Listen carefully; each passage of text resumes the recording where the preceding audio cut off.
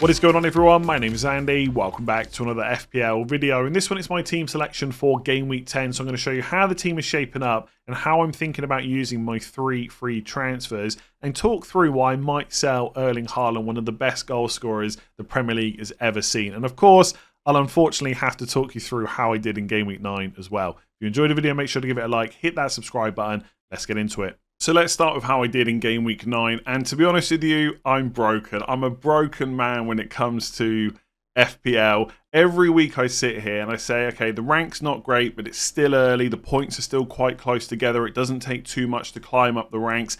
And some of that is still partially true, right? We're only 9 game weeks through the season. But then I think it can only get better from here. And then it doesn't. So I scored 49 points. I played my triple captain on Haaland. And I fell from about 2.3 million to 2.9. So a 600k red arrow with my triple captain in play. That is a truly terrible week. And in some ways, I've only got myself to blame this week. I think most of the decisions I've made this season, obviously you're never going to get a week where absolutely everyone agrees you've made the right move. But I don't think I've made too many terrible moves. This week, with 2 free transfers and Son very, very unlikely to play, and a route to get Palmer with Newcastle at home for free without taking a hit and not taking that opportunity, that was probably just a mistake. For anyone still wondering why I did that, it's because in Game Week 10 I had a plan to sell Haaland. I'm going to talk about that in a minute. And once I do that, I can get Palmer without having to sell Son, or without having to get rid of that other premium midfielder slot in my team. Whereas if I'd done Son to Palmer, I'd still only have 1 premium, whereas this week with the transfers I've got, I can get 2 if I want to. But I've let points go in a week where I would have been 10 plus up. May have still got a red arrow or a very small green arrow, but would have been in a better position. And obviously Cole Palmer's gone up in price since. So I think that was a mistake. My hope is that still long term, if I do end up selling Haaland, that I'll win out overall. But for Game Week 9, it was probably a pretty poor decision, and a 7 million game week rank. It's just rubbish.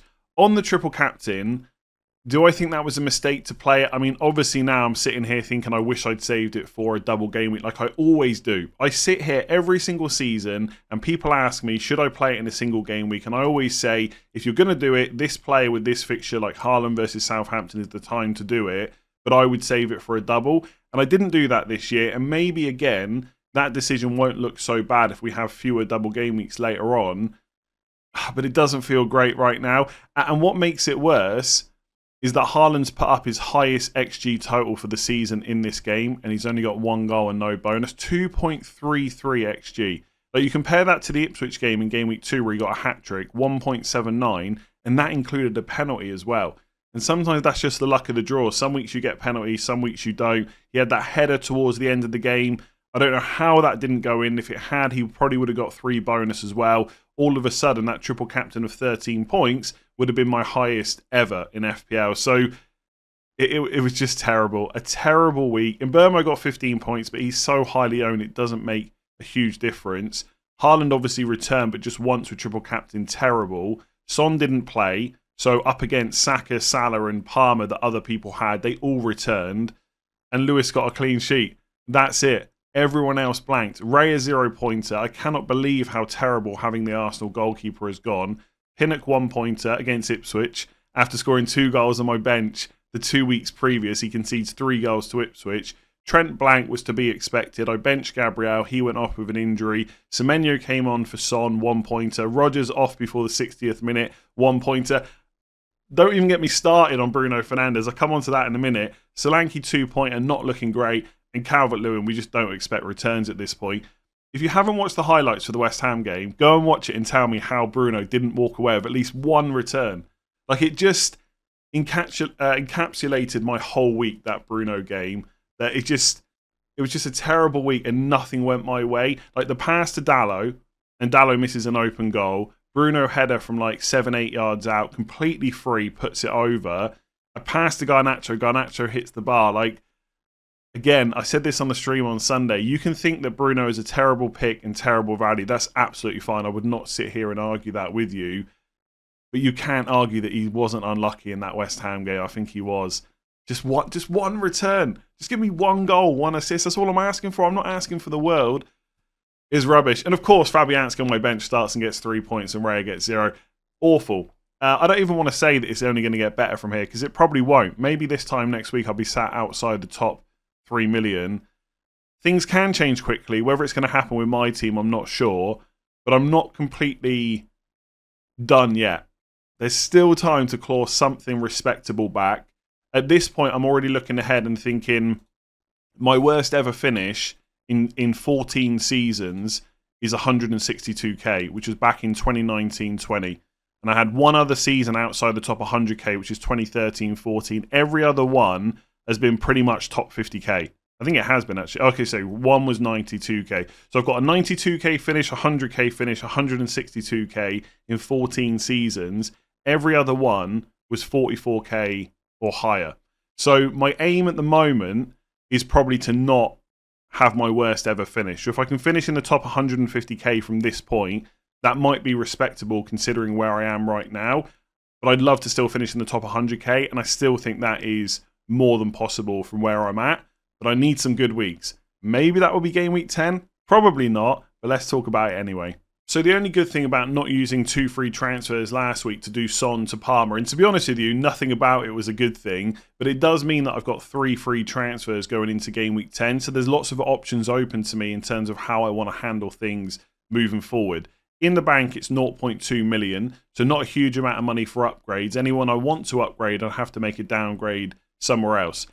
In goal, in the starting 11, it's Raya against Newcastle away. On the bench, it's Fabianski against Forest away, who started over Areola in game week 9. And I think that will be the case in game week 10 as well. I'm probably going to start Raya. I don't see necessarily Arsenal or West Ham getting a clean sheet. So I'm just going to back the team that's going to finish in the top 3 this season. That's all there really is to it. I think Newcastle is a tougher fixture than Forest. But Arsenal is clearly a better defence, despite what's happened the last few weeks, than West Ham. And I think even if you look at Forest away as the better fixture, Chris Wood is banging form right now. Who's going to bet against Chris Wood scoring another goal this week? Not many people. So I'm probably going to play David Raya. And in terms of transferring him out, I've got far bigger problems to deal with going forward.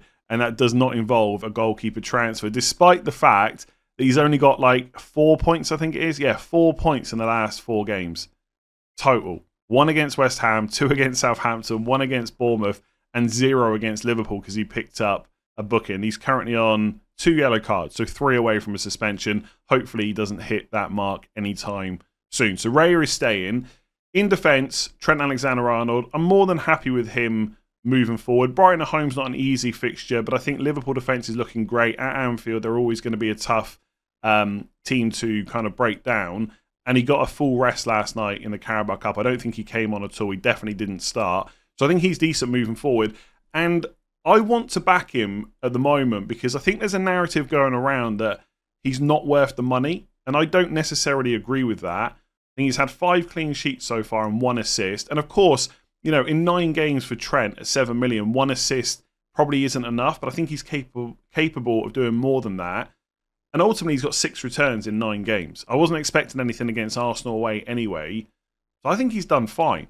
And I think moving forward, he's someone that I want to hold on to. If I was going to sell him, it would have been before Chelsea at home or Arsenal away to fund another move. So I've basically already made my decision over the last couple of weeks that I'm going to keep him moving forward.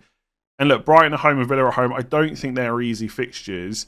But if the Liverpool defence is as good as it's looked so far, there is a chance for 1 clean sheet over those 2 games, and Southampton away is great. And then from 13 onwards, there's another decision to be made about whether to sell him, because from 13 to 17, he's got to play City at home and Spurs away. And out of the other 3 games, 2 of them are away to Newcastle and Everton. So clean sheet's not looking likely, but I'll probably come to that in game week 13 rather than decide now, because from 18 onwards, the fixtures are great. So there's part of me that just thinks just hold him the whole way through, because to be honest with you, midfielders around that price point, and look, it's not necessarily a direct comparison for Trent versus midfielders, because there's always a combination, right? It's Trent plus a midfielder or a 7 million midfielder plus a cheap defender, something like that. So it's not necessarily fair to directly compare them, but honestly, I think he will in isolation stand up pretty well to midfielders around that price long term. So I just want to keep him, especially when the narrative going around is he's not great. I kind of want to bet against that narrative. So he's staying. Obviously, he's fit, and I've got flags in my team, so I'm not going to use a transfer on him. With Rico Lewis, he started again last night for Man City, played the full 90 minutes, but Pep did come out and say after the game, Rico Lewis is the one player they want to rest, but they just can't at the moment. And people see that tweet and they'll think, well, that's just Pep lying. He'll probably get rested this weekend. But I think Pep is more open about what he's going to do than people give him credit for. I'm not saying he gives us like as good team news as Ange Postecoglou, but if Pep says that he can't rest Lewis at the moment, I take that, I take him at his word, basically. And I think there's a very good chance he starts against Bournemouth away. Now, with the injuries that Man City have, I'm not necessarily expecting a clean sheet, but I think part of any thoughts to not play Lewis or to transfer him out are because of his price. Because if I had Vardiol there and he was fully fit, okay, I'd look at Bournemouth away and say it's not easy for a clean sheet, but I probably wouldn't give it too much thought about selling him. I'd say, well, it's a Man City defender. I'm just going to put them in my 11. So I'm going to treat Lewis the same way until it looks like he's going to get a rest or something like that. But at the moment, Walker's out injured. Kanji picked up an injury in the warm-up last night. Vardiol was getting treatment towards the end of the game as well. We don't yet know whether he's fine. He probably will be. Who else is there? Stones played the full 90 minutes as well. So any idea of Pep going for 4 centre-backs, I'm not sure that's much more likely than it was a couple of weeks ago. So I think Rico Lewis will start. It's not a great fixture, but I'm kind of okay with it. If it was Vardiol or someone like that, I probably wouldn't be giving it as much thought as I am with Rico Lewis. Elsewhere, Greaves is out injured. He's not going to be back for Leicester at home, which is really annoying because it's a great fixture I could have played him in this week. I've got Gabriel yellow flagged for Newcastle away, currently in the 11, and then Pinnock on the bench with Fulham away. Now, I think from what Arteta said the other day, Gabriel is not going to be out long term, but he did also say he's still being assessed. So we're kind of waiting for more news. I want to see what Arteta says tomorrow. I've just got this feeling Gabriel's going to be okay. And if he is going to be fine for Newcastle away, then I definitely want to keep him. And if he doesn't play, I've got Pinnock off the bench for Fulham away, which, look, he's not going to get a clean sheet. It's not ideal. But is there a defender that I absolutely need to bring in this week? The only one that springs to mind is Ain't Nuri. So if I've got Trent and Lewis and I think Gabriel might play and we get any indication that's happening, I don't necessarily need Ain't Nuri this week. And if he picks up a yellow card and misses Southampton at home, that would be a bit of a killer. So it's possible that I make no defender transfers this week. If I do make a transfer, it's really going to depend on the news tomorrow. So I have to talk about this again in final thoughts. But right now, the thinking would be if Gabriel ends up being out for a while, I will just buy Ain't Nuri, I think. I'll just take the money out of my defence and put him in. And if he does get a yellow card this week, really unfortunate ahead of Southampton at home, but Pinnock in game week 11 has Bournemouth at home, so I could just play him for that. I'm going to play Trent either way. And as long as Rico Lewis is starting once again against Brighton, it's not the end of the world if I have to play him. So I'm willing to take a risk on Ain't Nuri, but I don't think he's essential for my team this week. And attacking-wise, he's great. I'm not sure how many clean sheets that Wolves are going to get along the way. But I would like him. I think if you buy him, apart from when he gets that suspension, you're basically going to play him every single game. And I like that about Wolves players right now. The fixtures are just that good. Even if you don't think there's a clean sheet there, there's always potential for attacking returns. The other option, if I make a downgrade somewhere else, which I'll talk about in a minute, is just to do Greaves to Ain't Nuri. So keep Trent, Lewis, Pinnock and Gabriel and just upgrade that 5th defender and give me a bit more cover moving forward. And I know a lot of people's reaction to that will be, that's too much money in your defence. You don't need a bench like that. But look how many issues are cropping up at the moment. And I feel like it's been happening all season. Like off the top of my head last night, Eze went off with an injury. Van der Ven went off with an injury. Kanji was injured before the game. Vardiol possibly at the end. There's definitely someone else that I'm missing as well. Eze, did I mention him already? Lots of injuries. Bench cover could be nice. So I think if there's a chance that Gabriel is going to play on Saturday, and quick reminder that Arsenal is the first game of the game week, we may get early team news. I'm definitely keeping him. I'm not going to make a defender transfer. Gabriel out long term, I'd probably go to Ain't Nuri. And if I've got money to spend, I might just do Greaves to Ain't Nuri and upgrade my defence. But it's not looking great this week, but I'm not sure there's a massive amount of players that I need to go out and get. Maybe a second Liverpool defender. I'm not really bothered about getting Porro at the moment. Bringing Vardiol in, probably not. Apart from 8 Nuri, I don't think I'm massively missing out on another defender at the moment, or at least for Game Week 10. So with my midfield, I'm going to work from right to left. So we'll start with Morgan Rogers, who's in the 11 over Semenyo. Rogers has got Spurs away. Semenyo's got Man City at home. I actually think that's quite a close call, but I'm going to go for the guy playing against that Spurs defence. And to be fair to Spurs, their expected goals conceded so far this season is actually not that bad compared to the very few clean sheets that they've got. So maybe their defence is a little bit better than we give it credit for. But at the same time, I've owned Porro this season. I've watched Spurs. They always look like they're going to concede at least one goal at some point during a match. And Van de Ven last night went off with a hamstring issue. That weakens that Spurs defence even more. And he was almost in tears as he walked down the tunnel. So he's probably going to be out for at least a few weeks. And Morgan Rogers got a full rest last night in the Carabao Cup. He wasn't even in the squad along with Watkins and a couple of other players as well. So Rogers is definitely going to start this one. It's not that bad of a fixture for him. And I think it's slightly better than the Semenyo. Although, to be honest, I think Bournemouth are going to give Man City quite a few problems, especially with the number of injuries that Man City have got. With Mbeumo, he's easy every single week. You just keep him while he's got good fixtures. I can't even remember what price I got him at. It was about 7 million. Yeah, I got him at 7.1, so I got him quite early. He's now up to 7.7. That's going to continue to rise while he's banging in 15-pointers. He's just not worth worrying about. Like, Brentford don't really have bad fixtures until maybe game week 16, which is Chelsea away, followed by Forest at home, Brighton away, Arsenal at home. Even those fixtures wouldn't massively worry me. And like in 14, it's Villa away, 15, it's Newcastle at home. They're not super easy fixtures, but you ain't going to be worried about playing Mbeumo in those games. And also, I watched an interview with Thomas Frank with James Alcott. I think it was on the Sky Sports Premier League channel.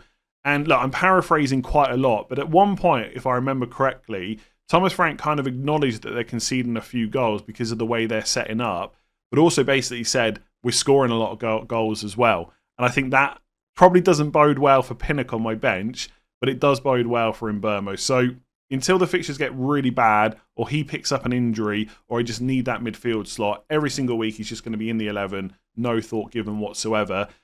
Bruno Fernandes has been awful. 2 assists all season. Little bit unlucky not to have more, but honestly just not been great for the price. But at this point, I've come this far. I'm so close to the good fixtures. I feel like I might as well see it through. And hopefully I get some luck from him over the next few weeks. There is a bit of new manager bounce there. Man United scored 5 goals last night against a pretty weak Leicester team. Don't get me wrong. But that's the first time they scored 5 goals for quite a long time, if I recall correctly. Like, they've scored 4 goals like hardly at all over the last few years. So maybe there's something there. Chelsea's going to be difficult. I think Chelsea have been very good this year. Maresca's doing really well, etc. But I don't think that Chelsea defence is completely watertight yet. And so I think there will be chances for Man United. But ultimately, that's not the good fixture, right? It's the ones after. Leicester at home, Ipswich away, Everton at home. I'm just so close to those good fixtures. I feel like I just want to see it through. But also, in the back of my mind, I know if I get to game week 12 and the only option to get Palmer is to sell Bruno, I'm just going to do it. Like, I know I've gone without Palmer for this long and it's really hurt me. I'm not prepared to go without him from 12 onwards. So Bruno will probably go at that point. But a lot of it will depend on Son. Because I'm quite tempted to bring Salah in this week alongside Son. And if that happens, Son could be the one that goes to Cole Palmer. I keep Bruno for those couple of good fixtures against Ipswich and Everton. And then I decide what to do with him from game week 14 onwards. And at some point, my long-term aim, if I sell HAALAND, will be to do Fernandes to Saka and have a 3 premium midfielder set up. But I don't feel like right now that's something I have to force with hits and stuff like that. So, hate to say it. Well, I don't hate to say it. I actually love to say it. Bruno is staying this week. I'm pretty sure. Unless he picks up an injury. But a guy never picks up injury. That's one of the things I quite like about him. I just wish I could get some points from him as well. Son didn't feature at all in the Carabao Cup last night. I don't think we really expected him to either. Ange Postecoglou is very open. He will talk on Friday about what the situation with Son is. And the week before, not before the Crystal Palace game, before the West Ham game, he said he was good to go. If he says something like that, I will take that as Son is starting against Villa. And I don't think it's a completely awful fixture. It's also worth noting that obviously Richarlison's back now. He can play on the left. But Werner started in the Carabao Cup. he also went off with an injury. It was brutal for injuries last night for FPL. So that's one less player to play on the left. You know, they didn't score at all against Crystal Palace. They did well last night. I feel like Son's just got to come back in if he's fit. So I'm quite tempted to keep him as the differential. But if I'm in any doubts about Son not playing, he's going. I will fund a move for Palmer, or I will just buy Saka. I'll probably go straight to Palmer, though. And there's a few ways to do it. One is to sell Haaland, which, again, I'll come on to in a minute. One is to just do Son to Palmer and just downgrade Gabriel if he's out to a 5.1 million defender, which would probably be 8 Nuri. So I'm not quite sure what to do with Son, if I'm honest, because you look at Ipswich at home next week. It's a really good fixture. But I'm really worried about the fact that he was out and then straight away got re-injured. And look, they can say like it was just a rest against Palace. It was just a rest. But he's just not fit, right? That's why he's not playing. That's what it boils down to. He's just not fully fit, or they're not confident in his fitness enough to play him. That's a worry. Like, how many minutes is he going to get against Villa? I think if we're being realistic and maybe a bit cautious, 60. And maybe it will depend on how the game is going. I think against West Ham, it was easy to sub him because they were winning comfortably. What do we say, 60, 65 minutes? And then if he comes through that without any issues, how many does he get against Ipswich? Maybe 70? Is 60 and 70 minutes for Son in the next 2 games better than Palmer getting 90? It's close. It's close. I think because of the fixtures, I've got to give Son every chance just to play for me and not look to get him out. But I'm not willing to take the risk. I took it last week because I wasn't quite sure who I wanted to sell. This week I've got 3 free transfers. There are no more excuses to risk Son. So I'm going to wait and see what Ange says. But ideally, I want him for Villa. I want him for Ipswich. And then I'll decide what to do after that. Just really quickly on long-term thoughts on Son. I think game week 12 is perfect opportunity to move him off because it's City away. But I actually quite like him afterwards. So if he does show promise in terms of fitness and returns over the next couple, I'm not completely against keeping him a bit longer term, but it's not a guarantee or anything like that. So I think by game week 12, Son will be gone, but I want to keep him for the next couple. And then up front, I've got Erling Haaland, who barely returns anymore against Bournemouth away. I've got Dominic Solanke, who barely returns anymore against Aston Villa at home. And then Dominic Calvert-Lewin, who's been in my team since game week 5. In game week 5, I bought Salah and I funded that by doing Isak to Calvert-Lewin, then kept him on wildcard, who hasn't returned for 5 game weeks. So overall, the forward line is looking pretty good this week. Yeah, it's not great.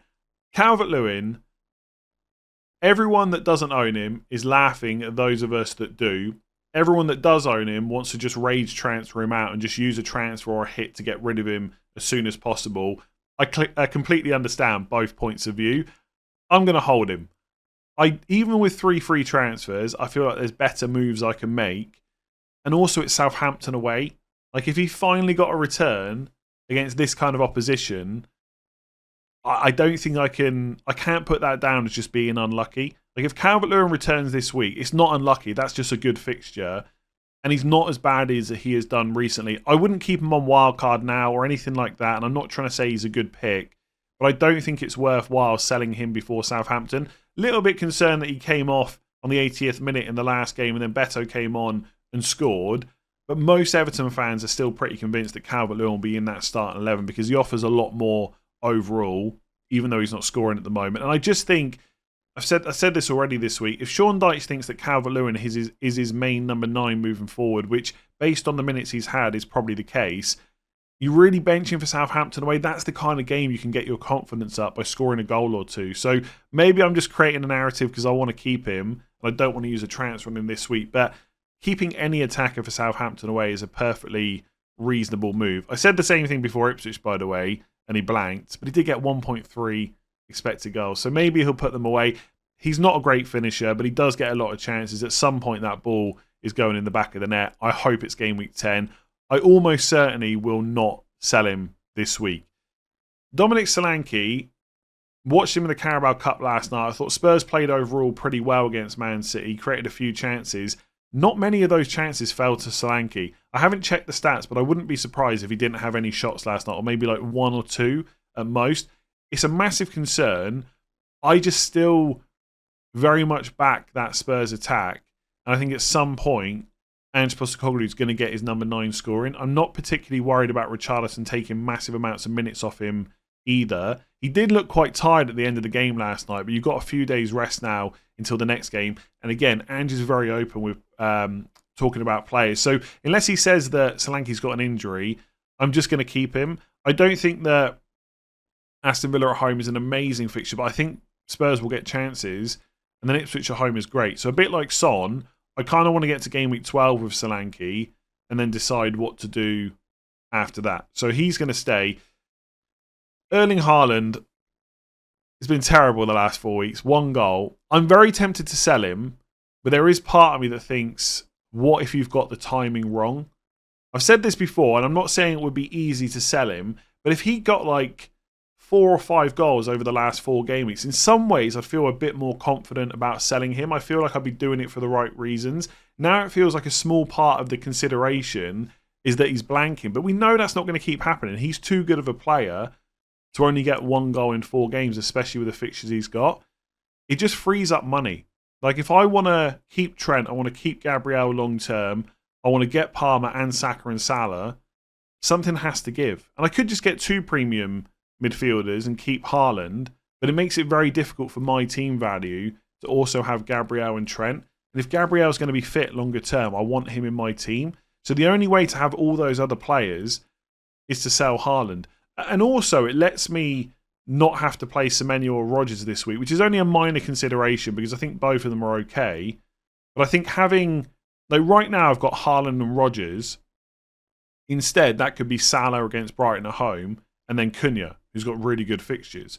And I think, obviously, you've got to take into account the transfers you're using, what that stops you doing in the future. But I think if people were free hitting this week and they had a choice of Cunha and Salah or Rodgers and Haaland, you take the Salah route, right?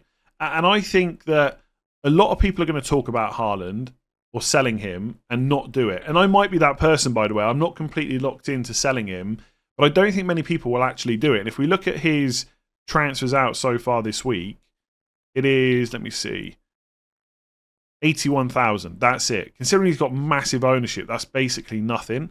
And there's part of me that just wants to bet against him. Like, it's worked well for a lot of the other people. It gives me a strong squad overall. And if Trent and Gabriel can start getting me points, and David Raya as well, and Salah, Palmer and Saka and players like that keep up the points per game that they've had so far this season, or even, get close to what they're on right now, those kind of teams will outscore Haaland. And I think I said that after game week 1, and then Haaland went and scored like a ridiculous amount of goals, and all of a sudden it didn't feel so bad. But actually, people without Haaland, on average, have done pretty well. And I kind of want to get onto that as well. It's just, when you want to bring him back, it's another 2 transfers at least. If you spread the money around, it could be even more. So that's the thing. Have I got the bottle to do it? And do I really need to do it with the amount of issues in my team? I've got Gabriel and Son flagged.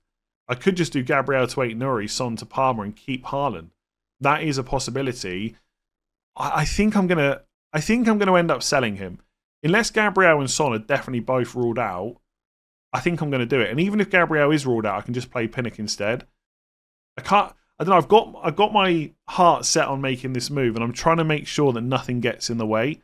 If I get enough injuries from tomorrow's press conferences, I might not do it. But right now, I'm pretty tempted. Just back against Haaland, but also back against him for captaincy. A lot of people with Haaland this week are going to captain him against Bournemouth, and rightly so. I want to go for Salah instead against Brighton at home. So I'm pretty tempted to do it. Who I bring in for Haaland is quite tricky. It's between, basically, Cunha and Raul Jimenez, I think. Now, ideally, I want to go for Cunha because I just like the fact they've got such good fixtures from now until 17. I just play him every single week. As long as he can stay fit, and I'll wait until tomorrow's press conferences to make the move, they're really good fixtures. I just play him every week and I don't worry about it. With Raul Jimenez, the fixtures are good over the next 3, but then you've got Spurs away, Brighton at home, Arsenal at home, Liverpool away. Now, hopefully by this point, I'll have other attackers that I can play instead. I'm going to keep the strategy of having 8 attackers and no kind of bench fodder. And if you do get past the Arsenal-Liverpool games, it's then Southampton at home, Chelsea away, Bournemouth at home, Ipswich at home. So if he can keep his place, great. But I'm always worried that a couple of bad performances and maybe Muniz comes in. I think right now Jimenez is absolutely nailed, but that might not always be the case. I think with Cunha, it will always be the case, but he's more expensive. That's the problem, and it might stop future moves. So Cunha in for Haaland, and then I'd probably sell Semenyo before Rodgers to get Salah. Now, again, that's not a dead cert that I sell Semenyo instead of Rodgers, because I think Semenyo doesn't have Europe to contend with, and I think he almost always plays 90 minutes, and Rodgers got subbed early last week because of fatigue. But I like the fact I got Rodgers for 5 million. I think at some point that money will just come in handy. So I'll probably sell Semenyo instead. So Cunha in for Haaland, then Salah in for Semenyo. And then I've still got one transfer spare, which if Son's out, could be Son to Palmer. Or I could do Greaves to Ait-Nouri. Or I could just roll the transfer. I don't necessarily need to use it, especially if Gabriel's going to play. And I think that looks pretty good. Like if I do it on the My Team tour on Fantasy Football Hub, as always, 7-day free trial, 30% off. Links in the description below. If I do Haaland out, let me just show you the next few weeks.